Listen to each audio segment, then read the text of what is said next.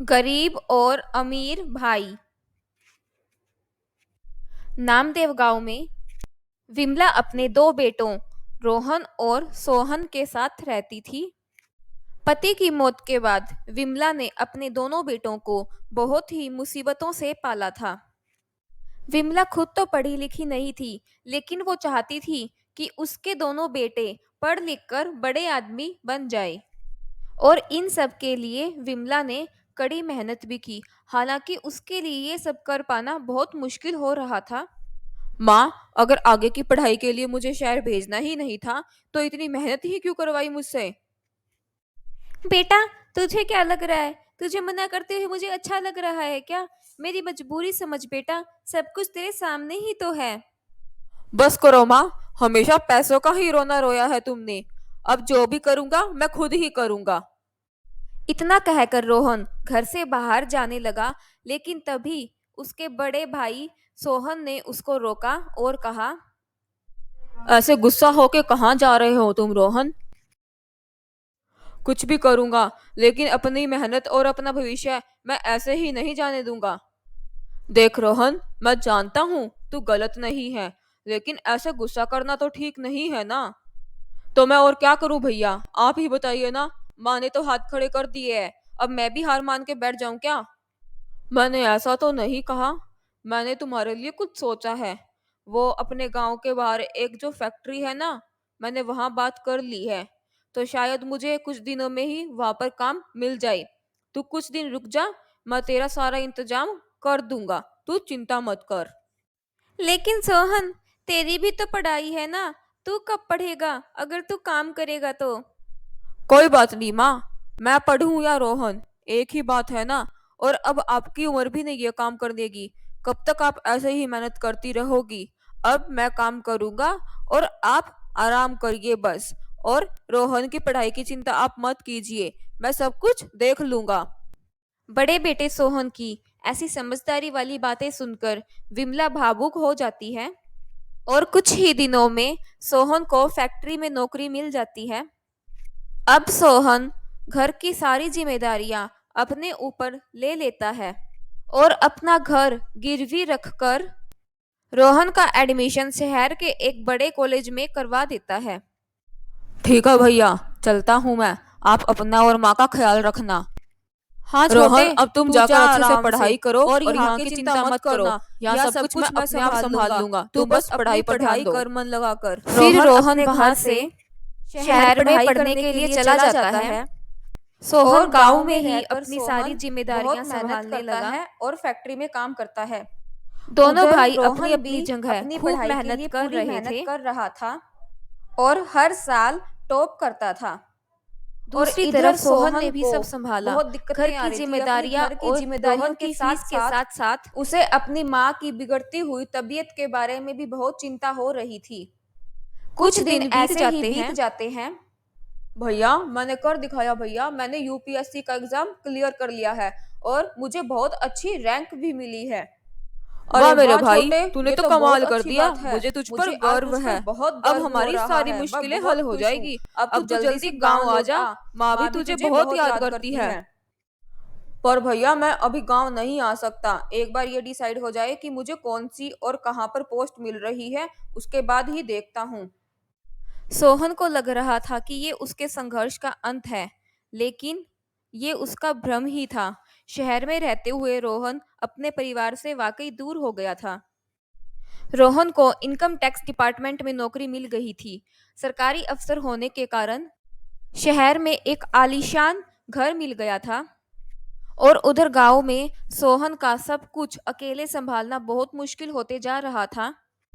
रोहन, तू ऐसा कर, अपना पता लिखवा दे मुझे। मैं माँ को तेरे पास ही लेकर आ जाता हूँ। बहुत याद कर रही है तुझे। भैया, आप कैसी बातें कर रहे हैं? आप यहाँ नहीं आ सकते। मेरा मतलब, आप यहाँ कैसे आएंगे? मैं ही वहां आ जाऊंगा। नहीं रोहन, माँ को मना करना ठीक नहीं है। और मेरा भी तुझसे मिलने का बहुत मन कर रहा है। मैं भी तो देखूं सरकारी अफसर बनने के बाद मेरा भाई कैसा लग रहा है। ओफो भैया, गवारों जैसी बातें मत करो आप। सरकारी नौकरी लगी है मुझे, कोई हीरो नहीं बन गया हूं मैं जो अब दिखने में बदल जाऊंगा मैं। अगले हफ्ते तक आने की कोशिश करता हूं मैं। आप लोग यहाँ मत आइएगा। रोहन का बर्ताव बहुत खराब था, जिसका सोहन को बहुत बुरा लगा था, लेकिन वो कुछ कह पाता इससे पहले ही रोहन फोन काट देता है। सोहन उदास मन से घर आ जाता है। अपनी माँ को रोहन के आने की बात बताता है। माँ की तबीयत खराब होते हुए भी माँ रोहन के आने की तैयारियों में लग जाती है, लेकिन सोहन सारी उम्मीदें छोड़ चुका था। पर माँ को ऐसे उत्साह और खुश देखकर सोहन कुछ नहीं बोलता। कुछ दिन बाद रोहन अपने गांव आता है। रोहन, आ गया तू बेटा। कैसा है तू? सरकारी अफसर बन गया तो अपने परिवार को भूल गया।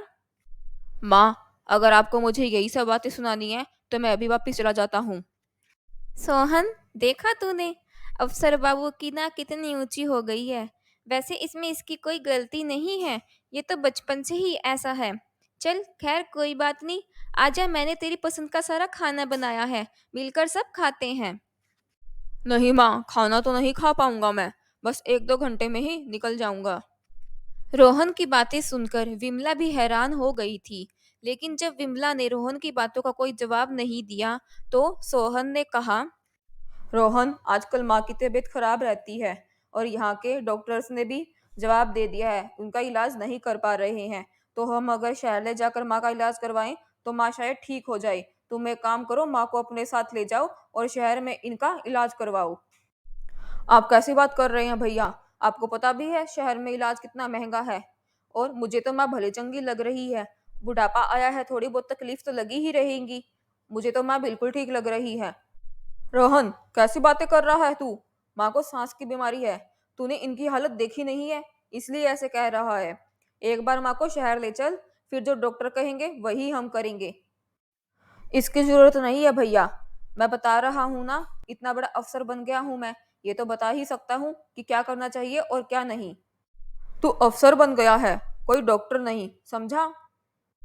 हाँ तो आप क्या हो? हाँ, कल भी एक मजदूर थे, आज भी वही हो, मजदूरी करते हो।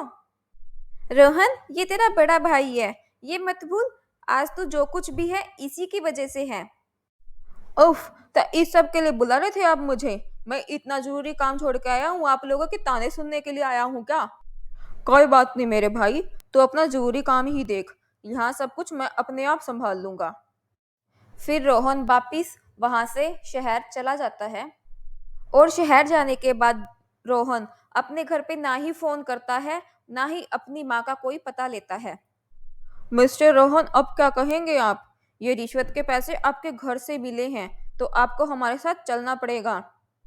सर, मेरा विश्वास कीजिए, मुझे फंसाया जा रहा है। ये पैसे किसके हैं, मेरे घर पे कैसे आए, मुझे नहीं पता। रोहन पर रिश्वत लेने का आरोप था। उसकी सरकारी नौकरी पर तो खतरा था ही, पर उसको जेल में भी जाना पड़ सकता था। तभी कुछ ऐसा हुआ जिसकी रोहन को बिल्कुल भी उम्मीद नहीं थी। रुकिए सर, आप इनको कहीं नहीं ले जा सकते, मैं इनका वकील हूँ। और जो पैसे आपको इनके घर से मिले हैं वो सचमुच इनके नहीं हैं। ये देख लीजिए, इसकी सीसीटीवी फुटेज, इनको फंसाया जा रहा है। जांच अधिकारी ने सीसीटीवी फुटेज देखकर तसल्ली की और इस तरह रोहन बहुत बड़ी मुसीबत से बच गया। फिर जांच अधिकारी के जाने के बाद मैं आपका जितना भी धन्यवाद करूं वो कम ही होगा, लेकिन आपने मेरी मदद क्यों की? मैं तो आपको जानता भी नहीं हूँ। आपको ये सब किसने बताया? जी, आप मुझे नहीं जानते, लेकिन सोहन भैया मुझे जानते हैं। सोहन भैया जिस फैक्ट्री में काम करते हैं, मैं उसी फैक्ट्री के मालिक का बेटा हूँ। ये तो सोहन भैया का विश्वास ही था जो आपको बेकसूर साबित कर पाया। मैं आपका केस काफी दिन से स्टडी कर रहा हूँ, तभी मुझे पता चला कि आप बेकसूर है, और ये सब सोहन भैया के कहने पर ही हुआ है। वकील की ये सारी बातें सुनकर रोहन फूट फूट कर रोने लगा। और उसी दिन रोहन वापिस अपने गांव जाता है और अपने बड़े भाई के पाँव में गिरकर उनसे माफी मांगता है। रोहन अपनी माँ से भी माफी मांगना चाहता था, पर अब ये मुमकिन नहीं था, जिसका उसे बहुत अफसोस था।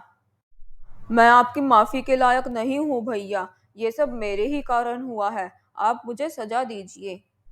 सोहन भी बहुत भावुक हो जाता है और रोहन को अपने गले से लगा लेता है, और अब वो खुशी खुशी रहने लग जाते हैं।